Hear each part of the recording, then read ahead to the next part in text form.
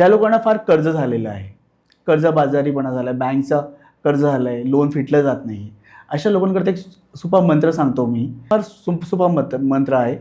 ओम ऋणमुक्तेश्वर महादेवाय नमः. ओके. ओम ऋणमुक्तेश्वर महादेवाय नमः. अशा व्यक्तींना जर अजून एक स्तोत्र आहे, ते आहे दारिद्र्य दहन शिवस्तोत्र. दारिद्र्य दहन शिवस्तोत्र. या गोष्टींचा जर मग सुरुवात करायची असेल तर पौर्णिमा आणि सोमवारपासून सुरुवात करू शकता तुम्ही हा उपाय. ओके. आता धनप्राप्ती करता सगळ्यांनाच माहिती आहे श्रीसूक्त. श्रीसूक्ताचा पठण करू शकता. म्हणजे कुठल्याही पौर्णिमेपासून किंवा कुठल्याही शुक्रवारपासून तुम्ही तिचं सुरुवात करू शकता.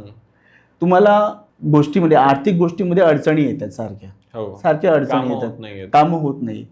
तर गणपतीचा जो मंत्र आहे, ओम गण गणपतये नमः, तो म्हणा.